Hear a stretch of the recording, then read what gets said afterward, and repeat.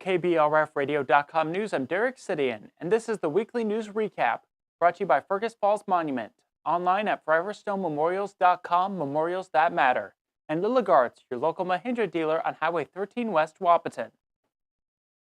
A 43-year-old New York Mills man was arrested in a mental health facility last week after allegedly throwing furniture and filling the unit with fire extinguisher dust. According to court documents, James Nelson had received the news that he was being kicked out of a crisis stabilization unit in Fergus Falls and began attacking his room, breaking tables and a bed, and spraying a fire extinguisher all over. The contents of the extinguisher covered the facility, causing the unit to close temporarily due to health concerns. Nelson has been charged with 1 count of first-degree criminal damage and 1 count of fifth-degree assault. A Bismarck man was arrested in Otter Tail County Court last Thursday after being caught with drugs in his rectum. According to court documents, 32-year-old Weston Apisha was ordered to take a random drug test during a court appearance when 5 baggies of drugs were found in his person. One of the baggies was believed to be torn, and Apisha was taken to Lake Region Healthcare for treatment. Apisha later told officers that he had a feeling the night before that he would end up in jail and brought the drugs to help with his withdrawal. Officials say Apisha had 12 grams of fentanyl and 2.5 grams of methamphetamine between the 5 baggies. He has been charged with both second and fifth-degree possession of drugs.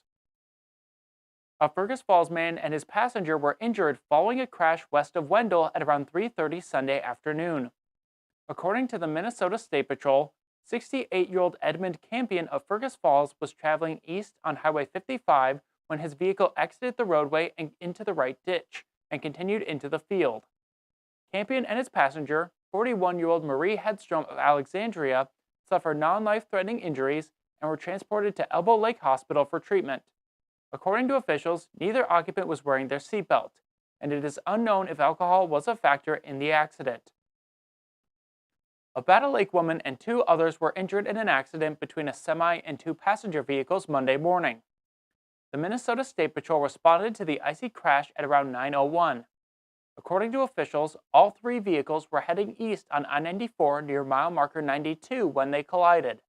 The driver of the first vehicle, 80-year-old LeMay Mayer of Battle Lake, and the driver and one of the passengers of the second vehicle suffered non-life-threatening injuries, but only Mayer was transported to Alamere Health for treatment. The semi-driver and the other passenger of the second vehicle were uninjured. The Minnesota State Patrol is reporting 1 woman dead following a collision in rural New York Mills early Wednesday morning. Officials say that at around 2:40, a pickup was heading east on Highway 10 towards Perham, and a sedan was heading north on Haberin Road when they collided. The driver of the sedan, 55-year-old Rebecca Ann Shaheen of Sabika, died at the scene. The pickup's 3 occupants from Miles City, Montana, a 51-year-old man, a 55-year-old woman, and a 15-year-old boy were uninjured. The Otter Tail County Sheriff's Department responded to a house fire in Battle Lake at around 6:22 Monday evening. According to officials, the fire appeared to start in an outbuilding before spreading to the residents on Schumacher Drive. The Battle Lake and Underwood fire departments also responded to the scene and extinguished the blaze. The structure is considered a total loss. The residents of the home were able to evacuate with no injuries and have been assisted by the Red Cross. The fire was investigated by the State Fire Marshal's Office. Farmers in west central Minnesota and eastern North Dakota are about to see changes. Members of West Central Ag Services, a cooperative based in Ulen, has voted to sell the cooperative to CHS, the largest farmer-owned cooperative in the country and a major player in global agribusiness. The deal, expected to close soon, will bring West Central Ag Services into CHS as a new business unit called CHS West Central. West Central Ag Services provide grain and agronomy services to over 3,000 members across 14 locations. A crash on Thanksgiving morning outside of Rothsay left 1 woman injured. According to the Minnesota State Patrol, 56-year-old Rhonda K. Peterson of Moorhead was heading east on I-94 Thursday morning. At around 9:47, the vehicle lost control on the icy road and drove into the ditch near mile marker 36, striking several trees. Peterson suffered non-life-threatening injuries and was transported to Lake Region Healthcare for treatment. A man is hospitalized with life-threatening injuries after a shooting early Thursday in Breckenridge.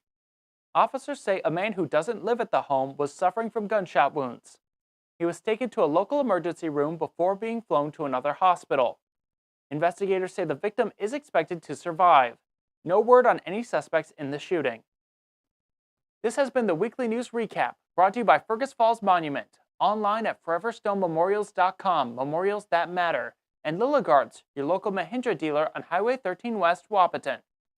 For KBRFradio.com news, I'm Derek Sidian. Tune in every Friday at 12:30 on KBRFradio.com or on the Fergus Now app to stay up to date with local news. Get more news at KBRFradio.com. Sign up for email news sent right to your inbox, delivered by Cooper's Office Supply.